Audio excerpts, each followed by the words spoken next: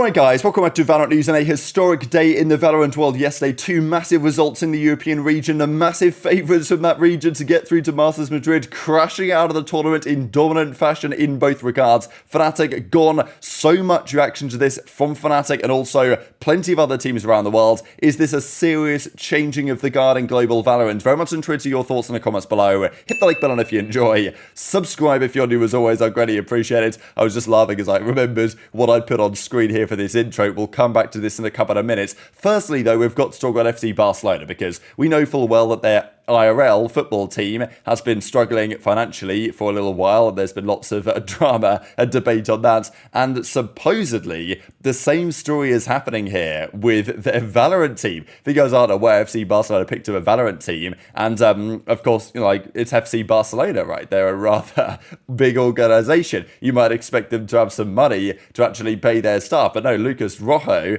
who is of course coaching those guys, did a statement here to basically say that they owe him 3 months of work, and as of February the 29th, he's still not received a single euro from FC Barcelona, waiting for his money. So yeah, remarkable situation. I know that this was posted and then deleted, then posted again, and often it comes to this, right? Players and staff and coaches, they say, hey, like, you know, we're owed money, and they speak to the organization, they say, all right, yep, you know, when are you going to send us the money? And then as and when the organization doesn't respond as they would like to, then they decide, all right, well, I've got to take this publicly, otherwise nothing's going to happen. So hoping for some sort of update on that relatively soon. This is pretty funny as well, I thought, actually, where basically Ethan said in an interview, or in NRG's video actually, that Furia's strategies were effectively Ascendant strategies, and you know, Ethan says, you know, what do you mean? Come on, Ascendant's a good rank. So, you know, of course they took down Furia, and it's interesting for NRG. We just don't really know how good they are because we don't really know how good their competition has been. And even Cloud9 that they took down to qualify in the ends, that team has not been especially impressive. And well, what was impressive about Cloud9 in the off-season is they went to that Rebel Homegrounds, they lost to FNATIC 3-2 in the finals. But now looking back on that series, you think, well, okay, interesting, right?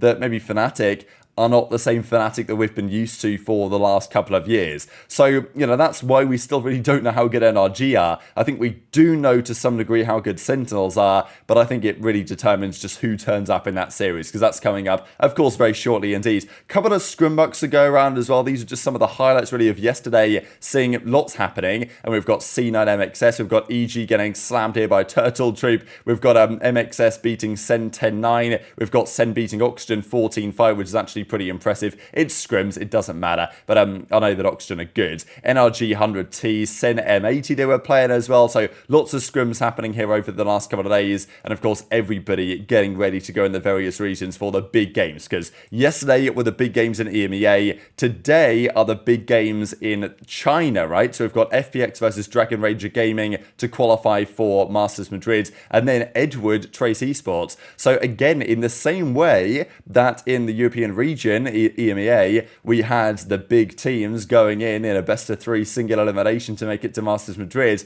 I mean, what we've seen so far in the various regions, upsets are definitely possible. Like, no DRX coming in from the Pacific, right? Gen.G and PaperX. But to be fair, given the fact that Gen.G won the whole thing, you know, maybe expected, right? PaperX qualify, a kind of maybe a surprise team that's put together a new roster qualifies, fair enough. But in EMEA, like, I don't think anybody expected this to be how it actually resulted. And just to clarify, the Americas, of course, the matches are going to be tomorrow, EG Loud, NRG Sen, and based on what we've seen in Europe, like, anything is possible now, I think, in terms of what happens in these series. Definitely do not count your chickens here before they hatch, I don't imagine, before the match is in a couple of days' time. So let's talk about it then. Heretics, first of all, versus Na'Vi. I think of the two series, this was the one that I didn't expect the upset precisely, but I thought that there was actually a very good chance that Heretics would win this series. To be honest, up until this point of the tournament, they had just looked like the better team, if not like the best team in the region from the games they'd played so far. And it was difficult to really determine how much that was going to continue. And you know, when you play a team like Na'Vi, former FPX, with all the players they have, you do always think, all right, well, you know, maybe just on name value alone, Na'Vi will be able to get the job done. But no, Heretics continued to just dominate the tournament. And it's funny that, you know, that Heretics as a Spanish organization are going to be at Masters Madrid. you know, they don't have a Spanish team anymore, but I think still they're going to get loads of support, and they're a really likeable team as well, right? I think there's no doubt about that. Mini Boo and Boo, of course, arguably carrying the team, but the story for me really is Benji Fishy, because when we talked about his confirmation ages ago now that he was moving from Fortnite to compete in Valorant, we thought, okay, like, let's see how this goes, because it's a massive challenge, right, to move over from a game like that to, you know, Valorant, a top-level FPS game. He competed for Enterprise Esports, was it, for some time, and then he got the opportunity on Heretics, and we thought, okay, interesting, he's going to come in as like a sixth man, or he's joining the organization, and, you know, is he going to be able to work his way up into the starting team at some point? He's obviously getting signed because he's good, but is he getting signed as well because of, you know, name value, brand recognition attached to Gen.G for the team? Was that part of it? And I think there was some debate at the time as to, like, how good this guy actually is and is going to be. But the crazy thing is, obviously he's got the raw ability and talent, but it's still pretty early days for him in Valorant. Like, I still think there's lots of room for improvement from him as well. So, I mean, just what a result, right? And the vibes on this team is pretty immense. Obviously, Na'Vi didn't play their best game, but, I mean, Heretics just crushed him, really. I mean, okay, the second game especially was complete domination. I've not really seen Na'Vi get crushed like that on Breeze for a long time. And the crazy thing as well, I guess, right, is that for Na'Vi, they weren't even playing with their, like, you know, with their primary roster. PattyTech's basically been subbing in for the team, right? So, I mean, whether they'll change their mind on that, but, I mean, yeah, I mean, Mini Boo, obviously Boo actually, surprisingly maybe, was bottom of the lobby here, theoretically, only with 21 frags, but it didn't matter when the rest of the team's playing like that. So the Sunset was an overtime, they won at 16-14 in the end, just a great gameplay, and then Breeze just completely crushed them. I mean, to win 10 rounds on offense on Breeze against Na'Vi on their pick is like, wow. And I also gotta say, Yoru is making a real name for himself right now. Maybe he's 24-6 on the Yoru, and we'll discuss this as well in the FNATIC series, that the compositions these teams are coming up with that are formerly rosters, and of course Na'Vi is basically the same as it was before, but of course Ardis is now back and CNED is gone, and okay, he was on the Yoru here, but it didn't really go to plan for them regardless. But even in the FNATIC series we'll get into now, the whole composition side of the argument was a big talking point, and there's, you know, a big debate to say that some of these teams have rested on their laurels too much, or they're just not innovating enough. The teams that have come up with new teams, first of all, right, new players, brand new players, either from challengers or from elsewhere, and they're innovating in the composition side, that's where, you know, we really have the interest, right? So, look, Carmine Corp, they were terrible last year. There's no doubt about it. Here they are losing to Heretics actually last season. You know, you melons, we know the story here from Sideshow because those guys were easy to roast and for good reason.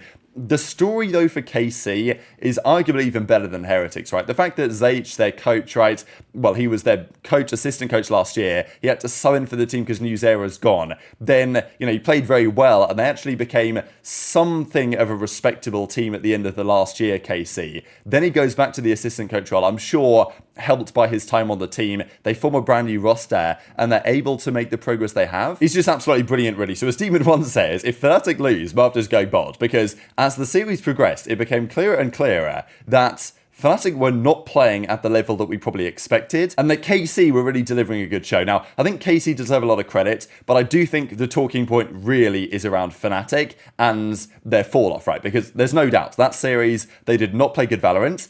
It felt to me like nothing has really changed in their game plan, their approach in the last several months. Like, still using the same conversations from several months ago. Maybe their feeling was, well, we went 2 for 3 last year. We nearly won the World Championship, didn't quite, won the other 2 events. Should be in position to just, you know, run it back. We've got the talent and it's going to be fine. So I don't know what's happened there behind the scenes, but clearly, compared to other teams, they've not been moving forward in the way that you might have expected. And obviously, as Loud say, when does FNATIC play? And they play now in April, because that's how, you know, works. If you go out of this tournament, that is when you play next. So, you know, Martin, of course, was saying, wait, what do you mean? Like, I didn't agree to this or anything to go bold if they were to win. And then bangers, Gen.G says Lemur blur because, you know, they got to win the series, right? Remarkable results here. Obviously, we saw this the other day when FNATIC said, oh, like, you know, come on, nothing's going to happen. We ain't no 100T or whatever. But, you know, and then, of course, 100T replied and say, we've all got a little 100T in us because a quick 2-0 for KC over FNATIC. Now, I've made this point over the last couple of days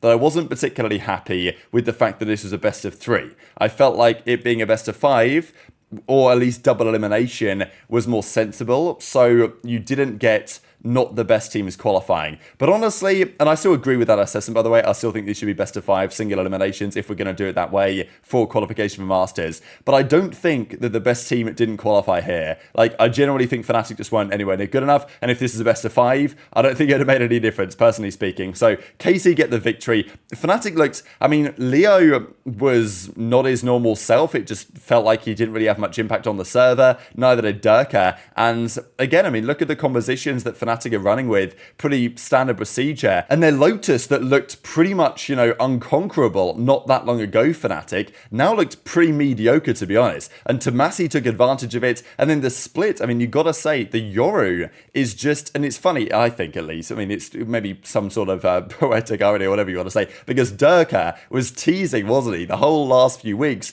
about the Yoru, right? Changing his profile picture to the Yoru, oh, he's going to use the Yoru and all this type of stuff. And then map 2 of the series, Martin runs the Yoru and just crushes FNATIC on the Yoru that Durka was talking about using. Just remarkable. This was 13-8. Like, you know, look at these numbers. Wasn't even an especially close series. So FNATIC are done. And yes, it's a bad day for FNATIC.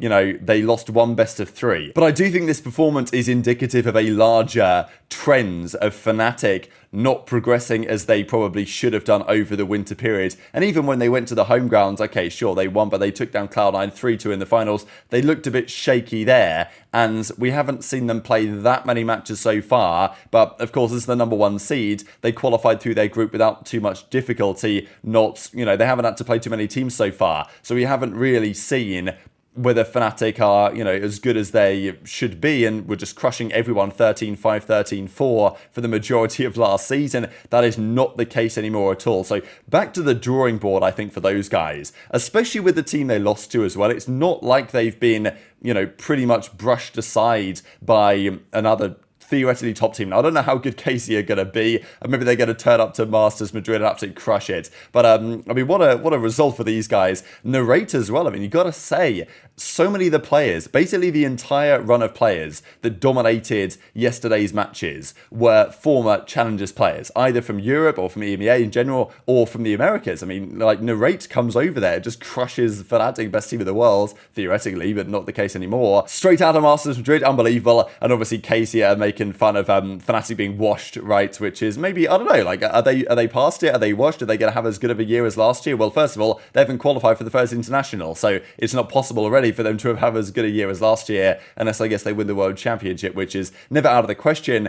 But yeah, just it feels like a key moment in Valorant history that there's no DRX, there's no FNATIC at Masters Madrid. It's difficult to qualify for this event, that is how it is, but it's, you know, it does feel like a bit of a new era, and every region doesn't feel like they have a dominant force per se, maybe as they had previously, and I guess we'll see what happens in the Americas, because based on these results, you know, tell me that EG can't potentially beat Loud, like, and I won't necessarily believe you. So very much interested in your thoughts on all this stuff in the comment section below. Hit the like button if you enjoyed, subscribe if you're new, take care, and I'll see you next time.